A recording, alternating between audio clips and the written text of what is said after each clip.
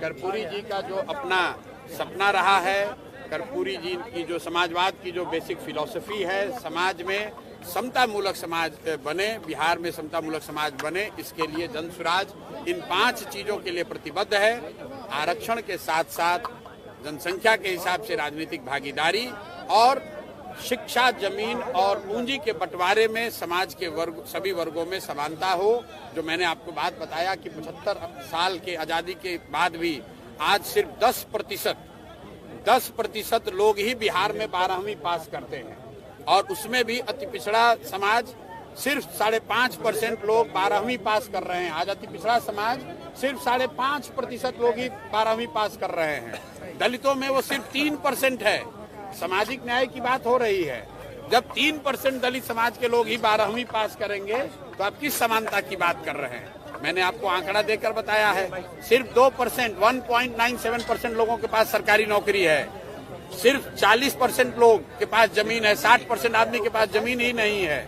तो जब तक इन बातों को नहीं एड्रेस किया जाएगा, तब तक कर्पूरी जी की जयंती सिर्फ मनाने से कुछ नहीं होगा। तो हम लोग सारे लोग इस चीज के लिए प्रतिबद्ध हैं, जनसुराज प्रतिबद्ध है, और मुझे विश्वास है कि समाज में लोग उस बात को समझेंगे, और जो भी कर्पूरी जी को, समाजवाद को मानने वाले लोग हैं, इस विचारधारा से जुड़ेंगे और इसका समर्थन करेंगे। अब 8-10 महीना रह गया है, उनको एक अन्य मार्ग का लुत्फ उठाने दीजिए।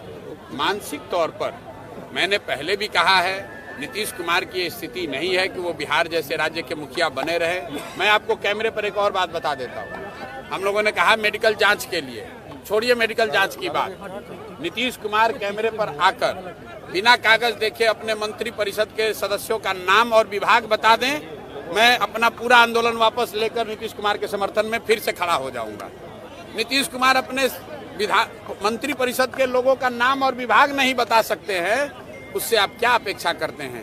इसलिए अब नीतीश कुमार को जाने दीजिए, 10 महीना उनका समय है, मुख्यमंत्री किसी तरह बने रहें, आगे उनसे कोई अपेक्षा नहीं है। लॉ एंड ऑर्डर को लेकर क्या कहिएगा, जिस तरीके से गोलियां चल रही है अनंत सिंह और सोनू मोनू गैंग के बीच? मेरे भाई अनंत सिंह और उनका संबंध आज के सत्तासीन लोगों से क्या है, वो आपको हमसे बेहतर पता है। मैं किसी व्यक्ति पर कोई टिप्पणी नहीं करना चाहता हूँ। बिहार में बालू माफिया, शराब माफिया और अफसरशाही, उसमें आप लॉ एंड ऑर्डर कैसे बेहतर एक्सपेक्ट कर सकते हैं?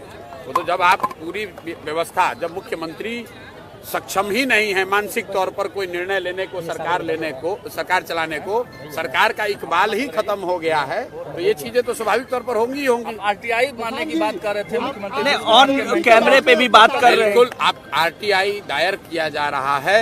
सरकार से ये पूछा जाएगा कि जनता के पैसे पर, सरकारी खर्चे पर पिछले 3 साल में नीतीश कुमार कहां मेडिकल इलाज के लिए, टेस्ट के लिए गए हैं, वो जनता को जानने का हक है। वो आरटीआई में हम लोग सूचना के अधिकार के अंतर्गत वो जानकारी सरकार से मांग रहे हैं। प्रधान जी, आपने जयंती के बहाने रैली कर दी, चुनावी अभियान की शुरुआत है क्या? नहीं, चुनाव के अभियान की शुरुआत तो मैंने आपको प्रेस वार्ता में पहले कहा है कि गांधी मैदान से आगाज हुआ है और वहीं पर खत्म किया जाएगा।